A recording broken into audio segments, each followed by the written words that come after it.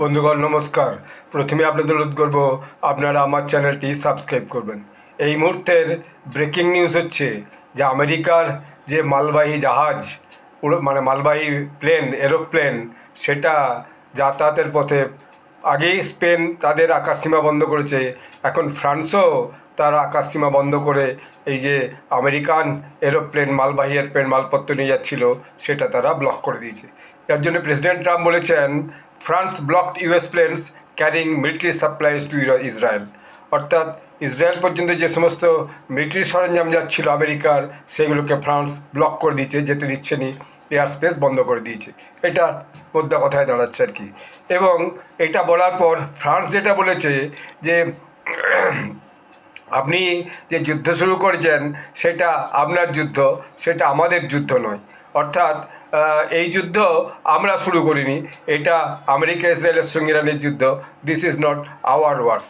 তো এইটা যে যখন খবরটা হয়েছে সোশ্যাল মিডিয়াতে এসেছে, তখন তার বিভিন্ন কমেন্টস এসেছে।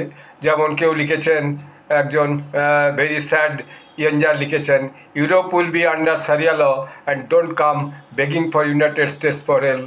এটা ফেফো ক্লাউন্স, অর্থাৎ আগামী দিনে ইউরোপে যে আইন কানুন সে আর থাকবে না, এবং ভবিষ্যতে কখনোই আর আমেরিকার কাছে সাহায্য ভিক্ষা করতে এসো না।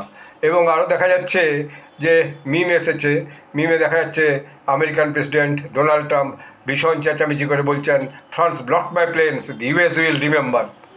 তো তখন অন্যদিকে দেখা যাচ্ছে ম্যাক্রন, যে ফ্রান্সের প্রেসিডেন্ট, তিনি বলছেন যে সোভারেন্টি ইজ ইন্ট অপশনাল। অর্থাৎ আমাদের যে সার্বভৌমত্ব সেটা কোনো গ্রান্টেড নয়। অর্থাৎ আপনি আমাদের সঙ্গে কথা না বলে আমাদের সার্বভৌমত্বের উপর দখলদারি করতে চাইবেন প্রত্যক্ষ পরোক্ষে, সেটা আমরা শুনবো না। এবং পরিষ্কার বলেছেন, so fucking what that they don't want your war. অর্থাৎ আপনি যে যুদ্ধ করছেন সেটা আমাদের যুদ্ধ নয়, আমরা এই যুদ্ধকে মানছি না, এবং আপনি আপনার মতো করে ব্যবস্থা করুন। ফলে দেখা যাচ্ছে ইউরোপিয়ান ইউনিয়নের দেশগুলোর সঙ্গে আমেরিকার এই ইরান যুদ্ধে মালপত্র সরবরাহ এবং তাদের আকাশপথ ব্যবহার করা নিয়েও একটা বেশ বড় রকম ভয়ানক টেনশন শুরু হলো। আগামী দিনে এর প্রভাবটা কী হয় সেটাই মস্ত বড় ব্যাপার। ধন্যবাদ।